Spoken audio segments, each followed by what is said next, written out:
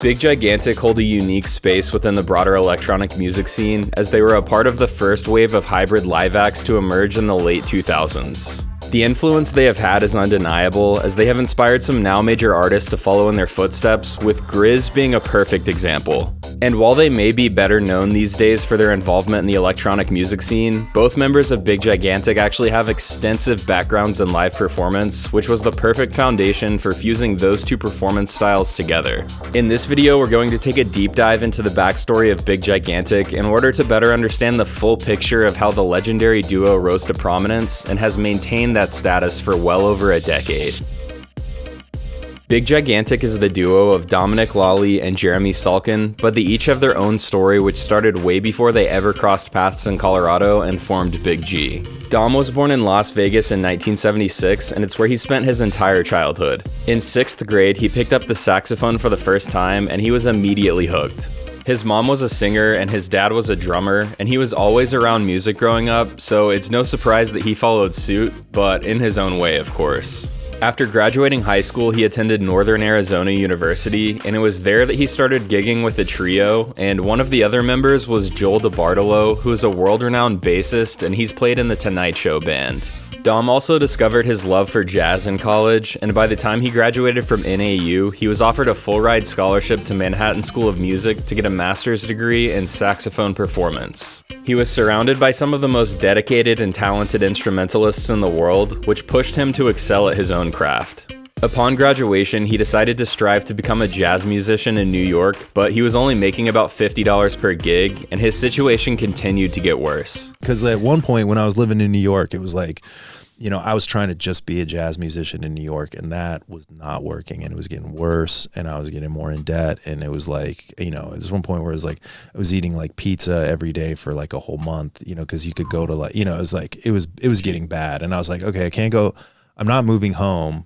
You know, I was living in a room that was like half the size. I had half the size of this room that I was living in New York. His mom thought he was crazy to pursue this as a career, and she asked him what he was going to do if he didn't make it. But his response was, quote, "Well, how the fuck am I gonna make it if I'm already doubting myself? I'm going to make it, let's just do this." In the midst of his struggles in the Big Apple, his friend told him about a band called the Motet that was coming to town. Dom went to their show and got to meet them afterwards, and he found out that they were actively searching for a saxophone player, so it was a match made in heaven. Dom moved to Boulder, Colorado and became a member of the Motet, and it dramatically altered his course of life for the better. But before we continue, let's rewind and take a look at Jeremy's early days before Big G.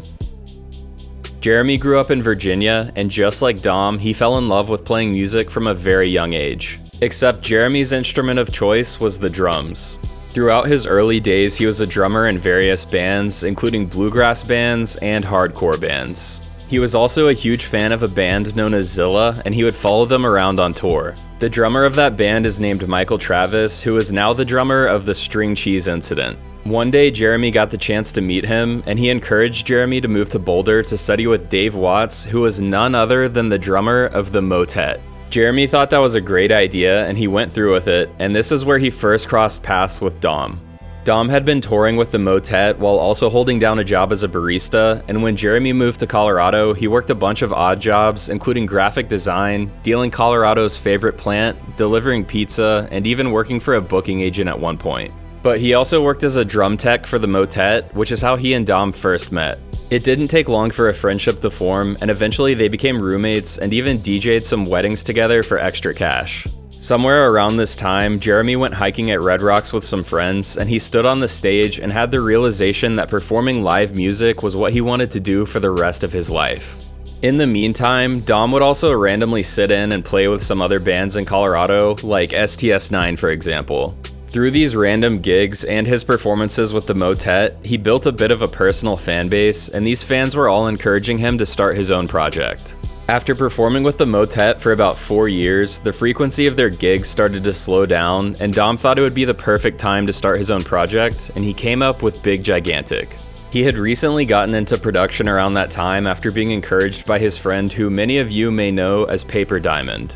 He knew that he wanted Big Gigantic to be part electronic, part live instrumental performance. And since he had experience touring with a band under his belt, he was intentional about capping Big G at 2 members in order to minimize the amount of equipment that they had to haul to gigs. He brought Jeremy on board as the drummer, and they played their first ever gig as Big Gigantic at the end of 2008 at the B-Side Lounge in Boulder.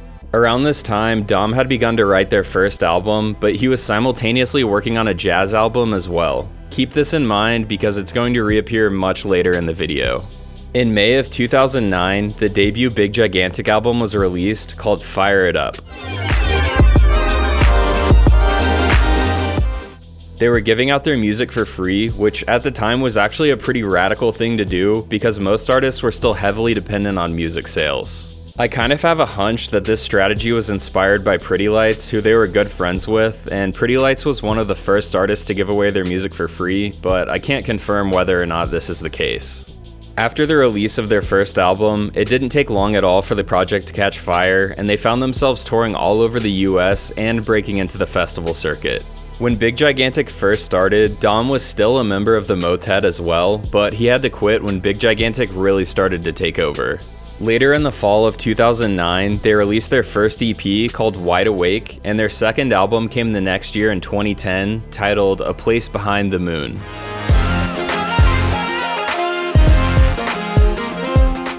These early days of Big Gigantic were really like the Wild West because the live electronic hybrid sound was just beginning to emerge, and while fans loved it, many promoters and music executives didn't know what to make of it.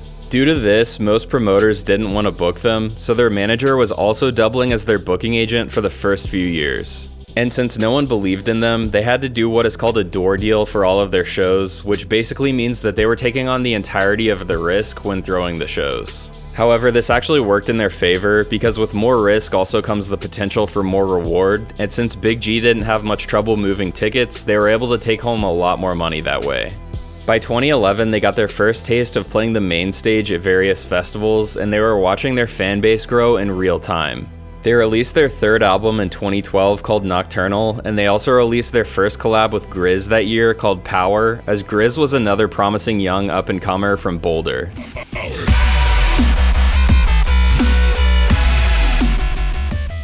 They also had their first Red Rocks headline show that year, dubbed Rowdytown, and the openers included Grizz, Raw Russ, and believe it or not, Macklemore and Ryan Lewis. The show was a huge success, and actually so much so that they are now on their 13th year straight of playing Red Rocks. Of course, that's not counting 2020. As far as I'm aware, I think that they hold the record for the most Red Rocks performances of any electronic artist, but I do have to make that genre distinction because Widespread Panic holds the all-time record with a whopping 72 sold-out shows at Red Rocks. Though Big Gigantic are well on their way to surpassing the Allman Brothers' 17 performances at the famous venue. Moving into 2013, Big Gigantic was growing faster than ever, and Jeremy actually unintentionally ended up being at the center of some celebrity gossip that year. He briefly dated an actor named Jenny Garth, who is best known for her role as Kelly Taylor in the popular TV show Beverly Hills 90210. Apparently, when they started dating, some tabloids were pestering him and his family, as well as Dom and his family, to try and get some info about the relationship, but of course, they didn't give them any. So the National Enquirer posted a story about the couple, but all of the details were entirely made up by whoever wrote it. Anyway, even though that story is pretty irrelevant in regards to Big Gigantic's musical feats, it is still pretty funny to see an electronic artist break into the mainstream cultural zeitgeist like that, since it's such a rare thing to happen. So now back to talking about music. At Electric Forest that same year, Grizz, Grammatic, and Dom all teamed up for the first ever Big Grizzmatic performance, and they would go on to be one of the most sought-after supergroups of the mid-2010s. By 2014, Big Gigantic was a dependable staple on the festival circuit, playing mad decent block parties, Decadence Colorado, Sewanee Halloween, Firefly, Spring Awakening, and so much more. They also dropped their fourth album that year called The Night Is Young.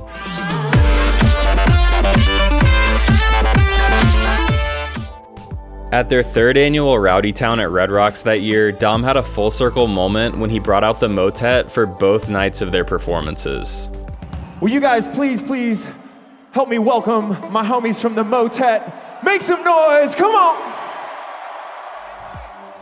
But they weren't the only surprise guest. Big G also brought out the Eagle Crest High School Marching Band to perform alongside them for 2 different songs, which I can imagine was a mind-blowing and inspiring experience for all of those kids.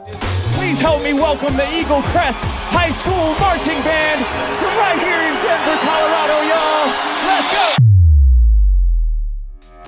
Moving into 2015, they dropped a single early in the year called Get On Up, and that's actually how I personally found out about them.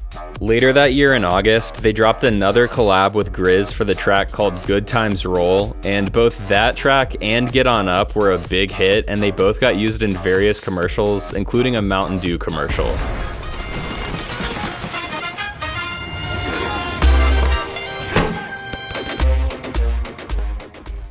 As for the rest of the year, they continued to crush it on the festival circuit and selling out shows, including back-to-back sold-out nights for the 4th installment of Rowdytown. In 2016, they began the rollout of singles from their next album, which included one of their biggest songs of all time, All of Me, featuring Logic, who was in the height of his career around that time.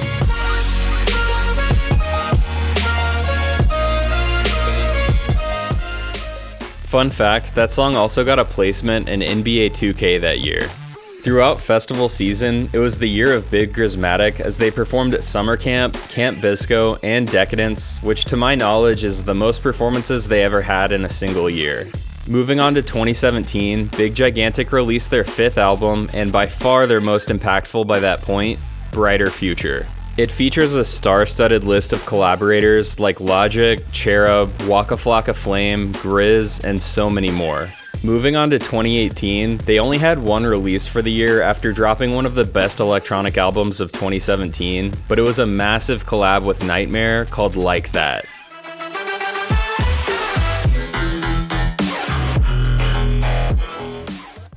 This was the beginning of a relationship that would lead to yet another side project, but we'll get to that in just a little bit. For their 7th annual Rowdytown show in 2018, they decided to take things to a whole new level by making the entirety of the show visuals in 3D, with 3D glasses being handed out to everyone in attendance. Rowdytown, put your glasses on right now, y'all. We're going in.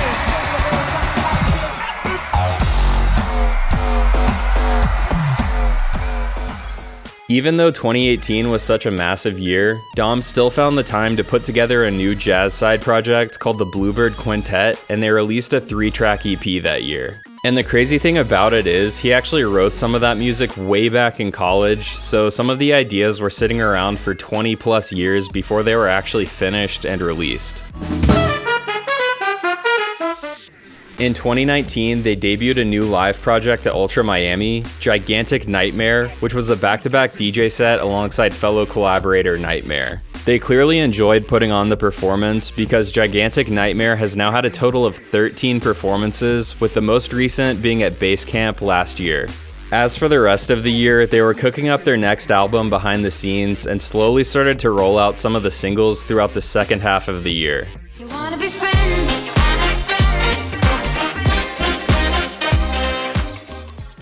By early 2020, they were gearing up for an enormous year that would include a 25-date tour showcasing their 3D experience that they debuted at Red Rocks in 2018.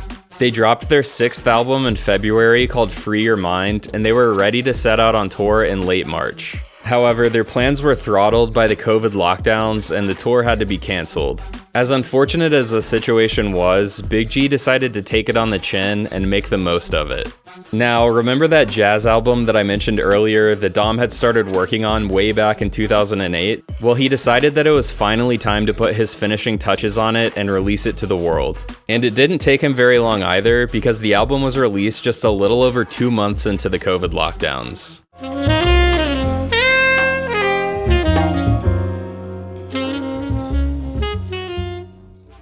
Once live music began to return in 2021, Big Gigantic was back out on the tour circuit, and Rowdytown made its return for back-to-back nights at Red Rocks after its COVID hiatus. And with the rest of their time in private, they were cooking up their next album that was set to release the following year, and in March of 2022, they dropped the debut single, Open Your Mind.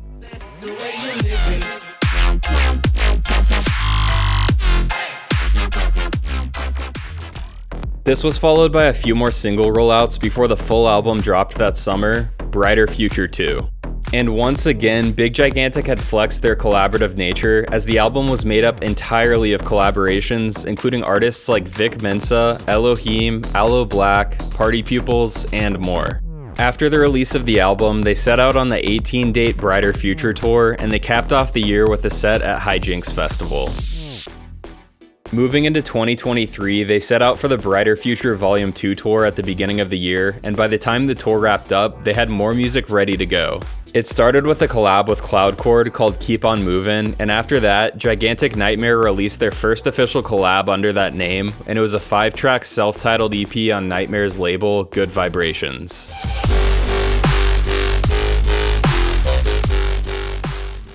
Later in the fall, they set out on yet another tour, and of course, they had back-to-back Rowdytown shows at Red Rocks once again.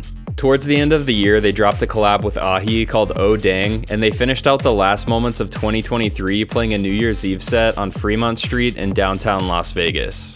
As we move into 2024, it was a bit of a quieter year for Big Gigantic, at least by their standards. But it was for good reason. They were secretly gearing up for their next album release. But aside from the work that was to be done in private, they still gave fans 2 new singles that year, Always Wanna Talk and Disco, both collabs with Smokeland.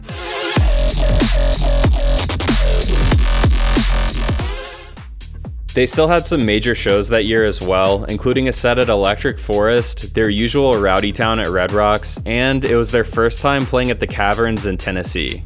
Once they got to 2025, they started off the first half of the year quietly with only 3 shows so far, and unfortunately it would have been 4, but Bonnaroo got rained out. And the reason for this gentle start to the year is because they have some massive plans for the rest of 2025. Just last month, they announced that they will be releasing their 7th album this year. They started to trickle out the first 4 tracks over this last month, including collabs with Probcause and Ganja White Knight, and the day that I release this video, they will be releasing their 7th album called Fluorescence. In August, they'll be setting out on the Fluorescence tour, which is going to kick off at the End of Time's Funky Fall Festival in Arkansas, and it'll wrap up in November in New York City. I've been following Big G for a decade now, and I've always known that they had somewhat of an extensive history, but I did not realize just how deep it goes and how unique it is until I actually made this video. The extensive love that both Dom and Jeremy have for playing live music really shines through Big Gigantic, and having a better understanding of where they came from really shows just how much depth exists in their music and performances. They're probably one of the most collaborative acts in electronic music, both in a live sense and in the studio, and understanding their background shows exactly why that's the case. The story of how they even crossed paths in the first place is mind-blowing, almost like it was meant to be. And here we are about 20 years later, and they're both crushing it, working every day to continue to push the Big Gigantic project further.